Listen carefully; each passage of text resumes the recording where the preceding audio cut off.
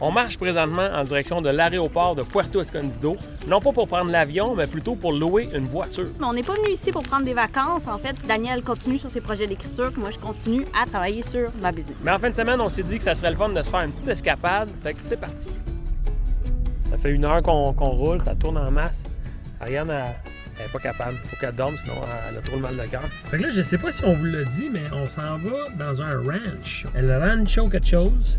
Ça c'est le 131 du Mexique. Pas évident. J'ai zone out complètement, là. Gros mal de cœur tout le long. En tant que passagère, c'était vraiment pas top. Ça va où? Tout droit. Encore longtemps? On arrive dans 1.6. Update sur la situation. On a essayé de se rendre là par nous autres mêmes en suivant Google Maps, mais clairement, on n'était vraiment pas à la bonne place. Alors présentement, on est dans la bonne direction avec madame derrière, qui est la mère de la personne sur Airbnb. Et là, elle nous dirige vers le ranch. Quand on est arrivé au ranch, moi, ça a été comme un peu un petit choc là, pour moi. Là. Je m'attendais pas. C'est toi qui as booké. Je m'attendais pas nécessairement à ça. Petite maison en bois, out of nowhere, pas de Wi-Fi, rien. Première impression au ranch Catarenas, c'est vraiment fucking nice. L'emplacement est incroyable. On dirait que c'est vaste, il n'y a personne. Donc, qu'est-ce qui s'est passé? C'est que la dame qui est venue nous porter jusqu'ici, elle nous a fait à manger, genre de base, puis elle est repartie. Fait que là, on se retrouve, Ariane et moi, à être tout seul ici, sur cet espace qui est grand comme un parc national. Moi, je trouve ça vraiment cool. Ariane est comme semi-inconfortable. On a une bonne balance.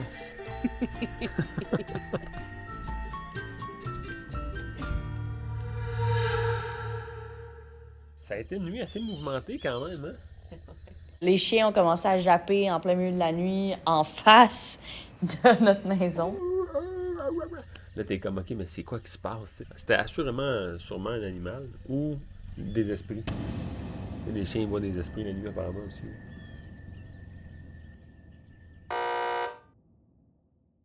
En tout cas, content que le soleil soit revenu.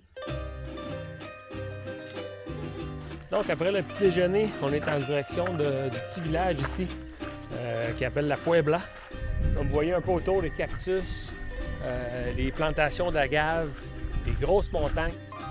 Pendant qu'on marche comme ça, j'ai envie de faire une petite parenthèse pour parler de tequila et de plants d'agaves. Ici, dans l'état de Oaxaca, il y a beaucoup de plantations d'agaves, mais c'est un type d'agave qui ne permet pas de faire de la tequila, mais plutôt de la mezcal. Je pense que l'état de Oaxaca, c'est vraiment l'état reconnu comme le producteur de mezcal du Mexique, peut-être même du monde.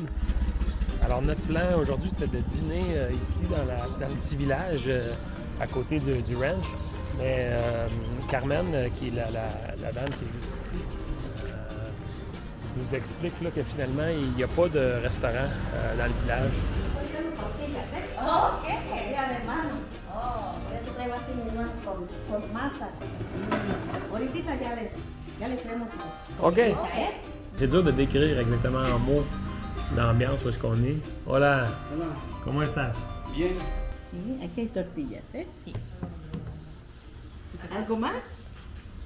¿Todo bien? Si, todo bien. Bueno, provecho. Gracias. Cette expérience-là nous a permis là, de comprendre à ce moment-là qu'il y avait une fête qui s'organisait au village. Le gros point vraiment intéressant, c'est qu'on était témoins un peu de la préparation de ce party-là. Ça se faisait aller de tout bord, de tout côté. Des femmes qui préparaient des trucs, il y avait plein de plats. Les hommes étaient sur le dessécage d'un cochon. Après ça, il y avait toute la façon de le faire bouillir, de le faire chauffer. C'était vraiment une belle petite incursion, inattendue puis insoupçonnée dans une parcelle de cette culture-là mexicaine vraiment, vraiment typique. Dans cette aventure-là, on a eu la chance de faire la rencontre incroyable de Fabian, qui est en fait le mari de Carmen. Puis dans un espagnol assez approximatif, on a eu la chance d'avoir une super belle conversation avec lui. Nosotros queremos adueñarnos de la tierra y la tierra nos va a llevar. Al final la tierra nos da y la tierra nos... Vámonos, todo lo que comemos y bebemos sale de la tierra. Es bueno, yo creo que el hombre no está planeando en las grandes ciudades solo crear grandes industrias, que haya trabajo, pero no piensa en la naturaleza, no piensa que si los gobiernos se preocupan en cómo generar también, porque es fundamental que haya ingresos, que la gente tenga trabajo, pero también lo otro es fundamental cuidar la naturaleza, la tierra.